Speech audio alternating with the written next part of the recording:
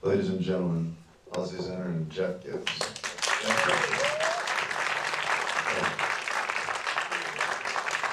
And the light from outer space. I guess nobody realized Teddy was in there too, right? That was, to be honest, he was very kind.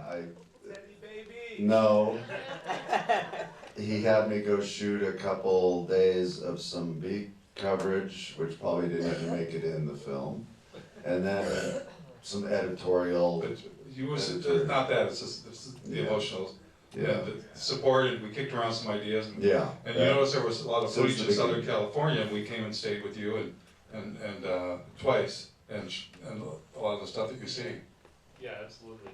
But so, yeah, and we couldn't afford a place to stay, so you brought us out. So. Yeah. Anyways, that's. Thank you for being here. This is real. Was I wrong? Was this not one of the most important years?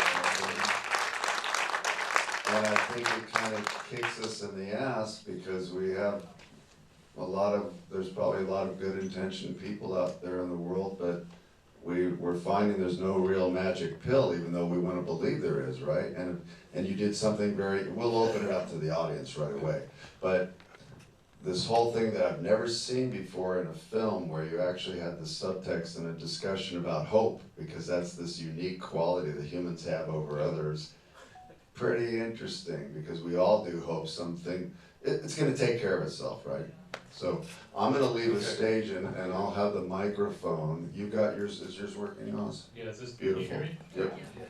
Would you mind turning that light off? I'd rather see the audience. You can mute it or point it down, it'll still fire up. Maybe go out to the side or something. Sure. You can see the audience. Because you guys are the most important thing. That's why.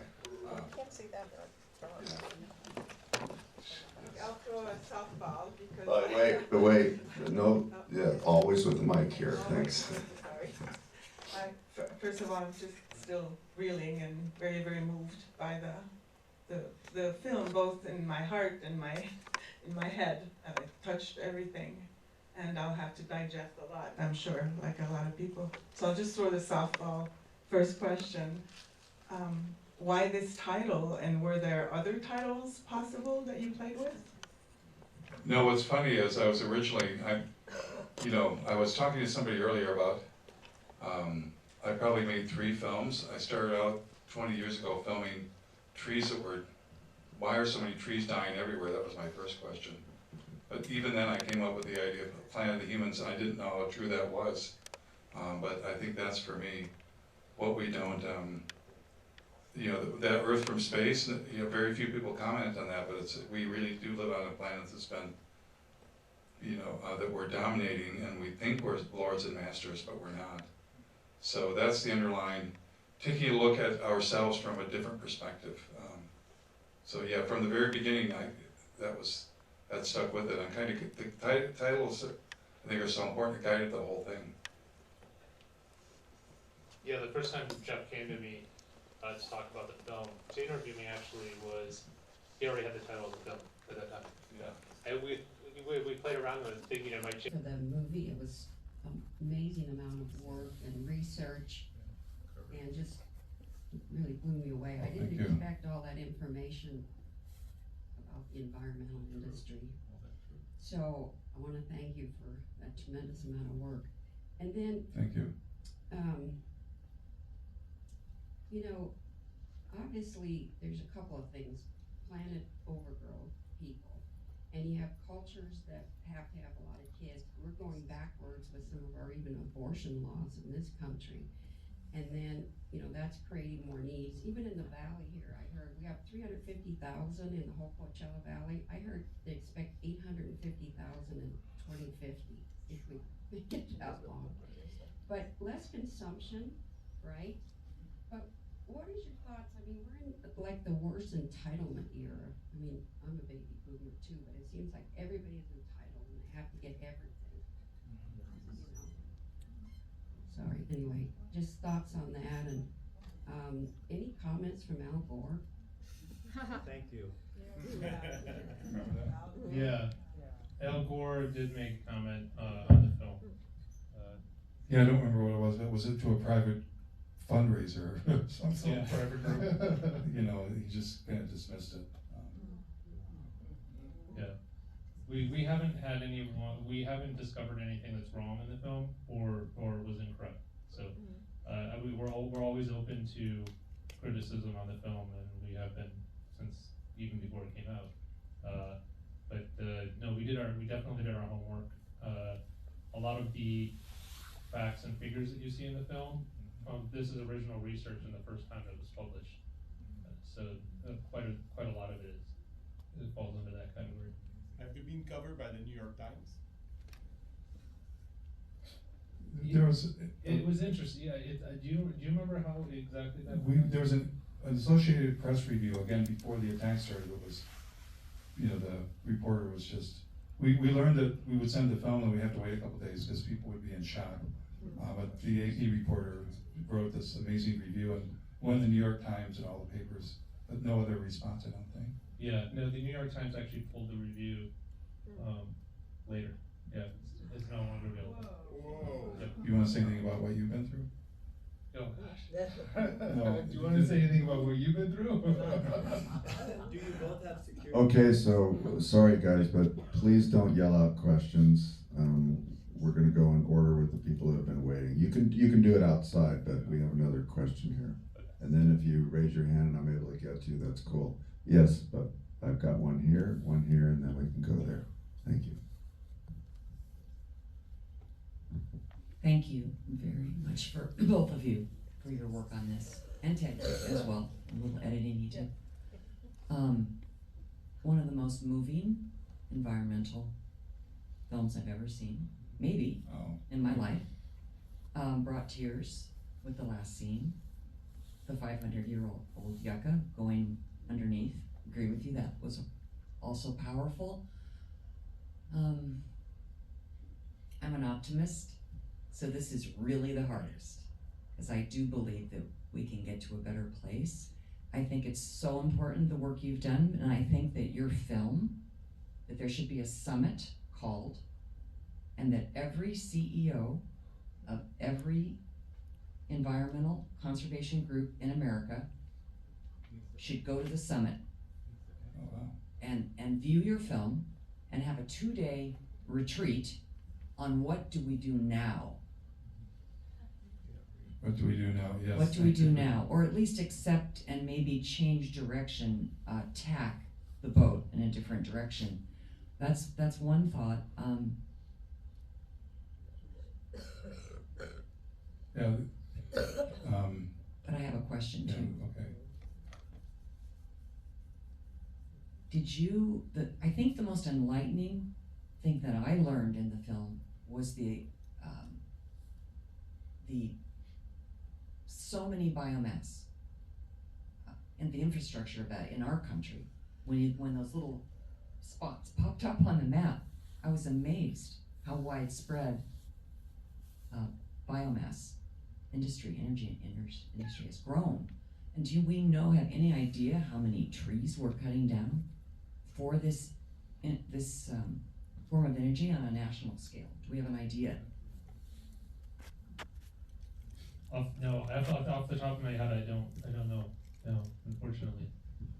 There's a really good book on this by Perlin. Is it his name Perlin? About the trees. Yeah, about the trees, and it's you might be interested in it. It's about A forest journey. a forest journey. Yeah, about how the trees have been used by civilizations and kind of go hand in hand with civilizational collapse. Which is What happened was once all the newspapers closed, they needed a new market for the trees, and that coincided with the green movement. So the reason you don't see these is because they look like fossil fuel power plants. You don't know what they are, and they put them, as you see in the one scene, where even in Burlington, it's where the poor people live in Burlington, right? And it's just that's why Ozzy didn't get into it, but we learned the recycling of all these metal recycling plants that are going to be our circular economy. They're toxic sites that they put in poor neighborhoods. So there's just no easy way out. But see, I think we can turn the corner, because once you realize, I need to fight for the butterflies. You know, the caribou are going. it's not just climate change. They've been going and going and going in the North Country for a long time. Polar bears actually, one of the things that you're not allowed to say is that polar bear populations have gone up in the last several decades. Do you know why? Because until very recently it was illegal to hunt them and kill them. So once the hunting stopped, they rebounded. Now there is some human polar bear conflict, but it's just, I think the hope I get from is that there's still nature to fight for. There's still fish in the sea, but we can grab the end of fish. So we can either sit and cry about it, oh, it's so terrible, or we can go out there and fight.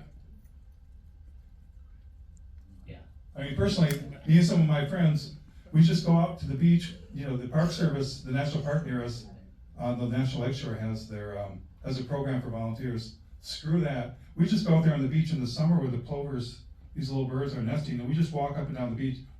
Well, one of my friends does get Park Service like volunteer stuff, but we just go out there and let people know that you're not supposed to have dogs here, you know, or people put up posts, that's where the merlins come and they eat the birds. People take all the fire, so we've made it our commitment to do what we can just for those little birds. Like your land concert, that's not enough, but it's defending what we have around us right now. Yeah, and a lot of what we have to do, like Jeff said, is just to step back. And we found, I mean, there's a lot of scientific research on this, and it finds over and over that Mother Nature is the best land manager, not humans, surprisingly. And that just wild land is more resistant to fires. It's more resistant to invasive species. It already does the things that we're trying to do, you know, with pesticides or forest management plans, which are just other ways of saying logging. So the best thing we can do is to step back and Just, you know, and to expand the discussion of the awareness. It's like, I would bet if I did an analysis, if somebody did, that the road, maybe you can tell us, the road that's gonna go to the Willow oil drilling site is probably more damaging than all the petroleum in that site. We don't even know how destructive roads are, but roads by themselves are an end game for the planet because they divide the planet up into all these unsustainable grids. And they're basically, you know, over time, they're like Cuisinarts, slice and dicers for wildlife. So I think it's educating ourselves about this holistic human impact is really important, and not just, if you just think about the carbon, my new saying is, if you only focus on the carbon, you can get away with anything up to and including murder. If you think that commodifying the forests of the world as carbon sinks is going to mean they're not going to be cut to the ground, you don't know capitalism, and you don't know how smart billionaires are with their attorneys and what's going to happen. There are people, you know, there's one debate right now about offshore wind on the East Coast, right? And so some people, there's been a spate of whales that have washed up dead recently. And people have raised the question, could this be impacting the whales? And then finally they were forced to respond and say, no, there's no proof that it's impacting the whales, which is I believe that, but yet nobody's stepping back and saying, what's happening in our offshore oceans? There's oil development, there's mineral exploration, there's military, divers, tourists. You know that our sunscreen is damaging the coral reefs all by itself? So why are we taking the risk for the whale, putting one more industrial thing where they live? Why are we taking the chance? There's like 300 right whales, North Atlantic right whales left, and we're taking the chance of putting wind turbines in their breeding grounds offshore. It's like, to me, it doesn't matter proving that the wind turbine is killing the whale. It's just one more thing that we're doing to them. You know, if there were 7 million people, or 8 million, and we got our energy from wind or solar or whatever we want to pretend is, you know, the cool thing, you know, it wouldn't be damaging things. You know, if there was, I'm not in favor of nuclear, but if there was one nuclear power plant, that's different than plastering the planet. I don't even know if there's enough. What would it take to plaster the planet with nuclear? About tens of thousands. Tens of thousands of plants. Yeah. Yeah, so that's where, when are we going to say it's time to have an off switch? Okay, Teddy warned me that there would be a scene that I'd be sensitive to. Of course, it's the orangutans, but I know about them and their plight, so I had to cover my eyes. So I don't know if palm oil was mentioned at that time or not, if it came across the screen about that their habitat is being destroyed a lot from the palm oil that we use in so many products. But I also think it was ironic, and I don't know if you caught it or you saw it or you knew about it, but when you interviewed the professor, I don't remember his name, on religion, on the right and the left, that he had there a box of Do-si-dos, which is Girl Scout cookies that contains palm oil. And there's a woman, another filmmaker here, I saw her film a couple days ago, Space for All of Us, or Space to Live. And she paid attention to what she bought at the grocery store, including the green beans, and found out they're not from England where she's from, they're from Kenya. And I just wish that more people would pay attention to what they buy and where it's from, and be interested, whether it's clothes, it's food, everything. And maybe what could be better choices. Thank you for that, yes. Yeah, I did notice that, but thank you for pointing that out. By the way, if you wouldn't mind doing your little contribution, because as far as housekeeping, please, I know you've bought some passes, but bring your rubbish with you and toss it into the bins here on your way out. Here's another question.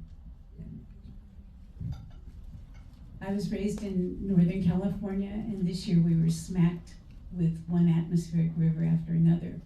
And I think that our high school students finally got their heads out of their phones and noticed the same thing. And I'm wondering, what is your future of distribution and consideration for outreach into the high schools? Because I think that would be very important and a sense of hope for us, because the kids are paying attention and they do want to make a change. So where will you distribute this next? We do have a high school distributor that focuses on schools, and we did put an educator packet on our website. So we do have those things. By far the largest distribution we've had, including 2 schools as far as we can tell, has actually been through Amazon Prime, where we have the film, and then on YouTube, where we have the film for free.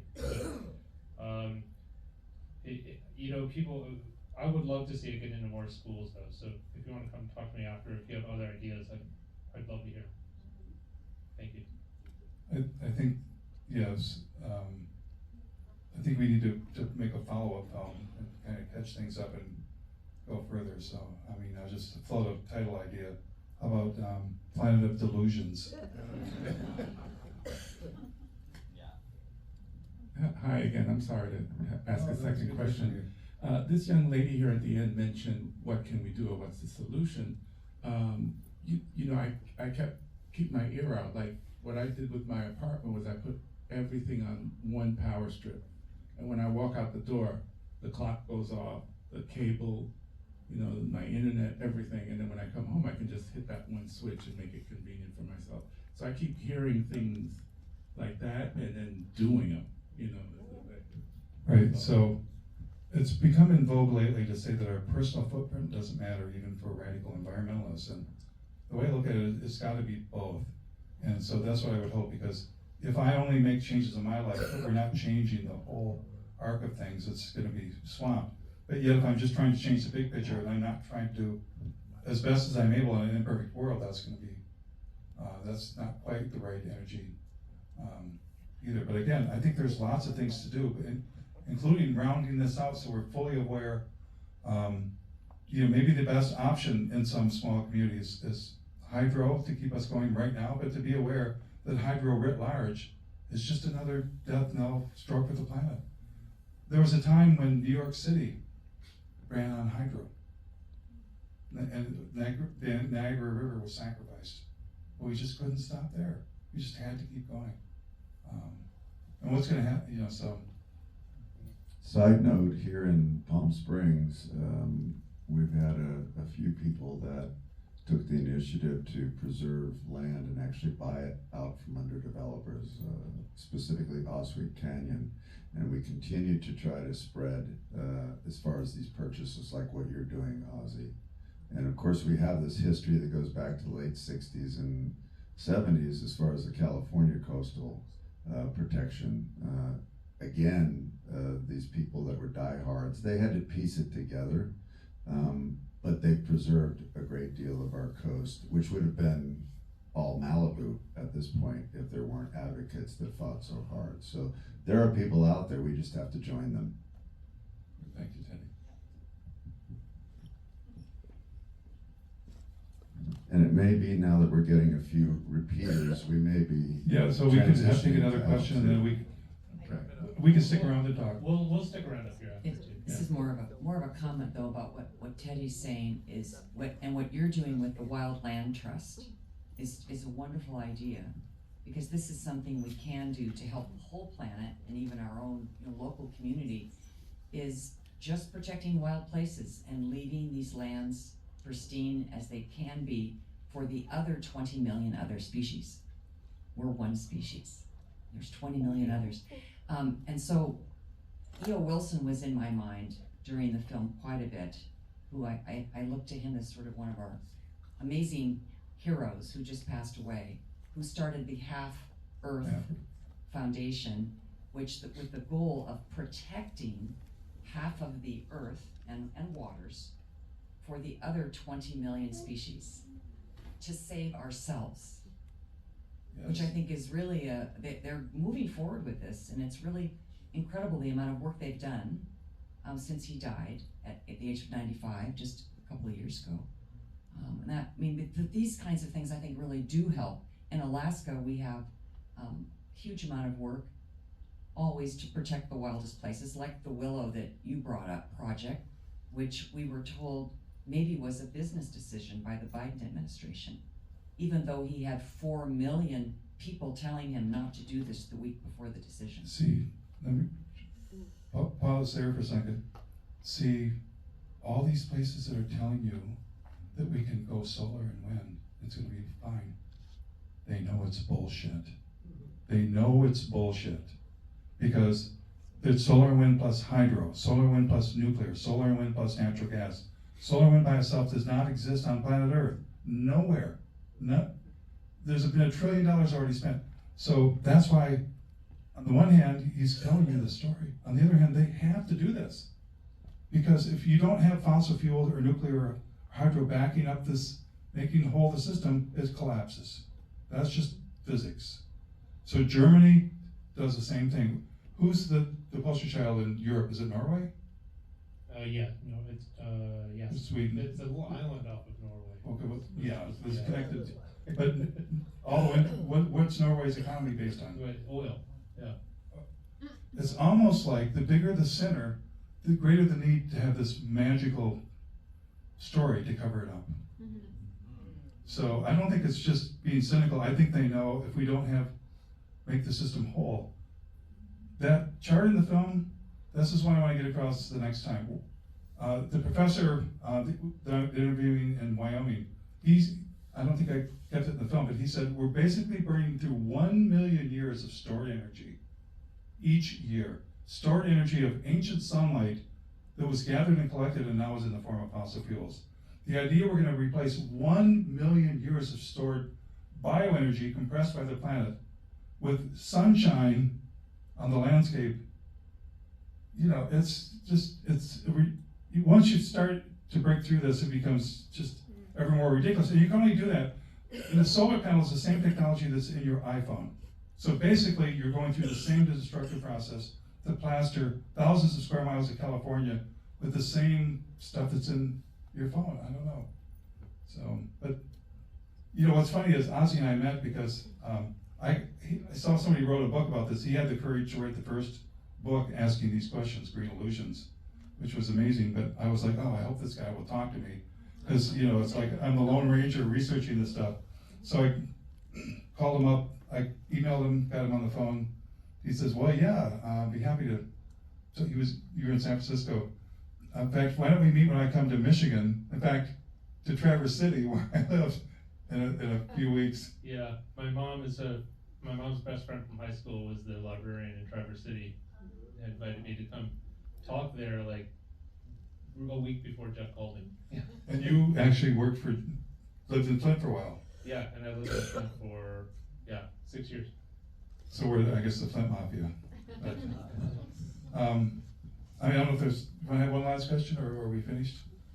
I was just gonna say, it's time to thank two of my, greatest heroes, and you guys are heroes because you were actually open-minded to something that is so revolutionary, a flip in the way we look at the world, right? The way we want to look at the world. And this is what makes this work so powerful. I mean, I don't know how else to describe it. So thank you, fellas, so much. And you can absolutely, by the way, please come to closing night. It's an equally great film. It won't be so dire. It'll be enjoyable. And I would suggest, maybe they have some sort of party going on upstairs, but I think you can still access the lounge if you want to hang out here and drink a little bit. And no matter what, we hope you come back to Amdocs in the future. We love you. Thank you very much. Thank you. And this was our one chance to see the film, and the final cut of the film on a screen. We never got the chance to do that because of the pandemic. So thank you for making our day. Oh yeah, should have been played at Sundance, then Tribeca. Of course, we know about COVID, and we at Amdocs and both those festivals can't do it because of these connections, right? And Amdocs said, we don't care, we're going to play this, it's too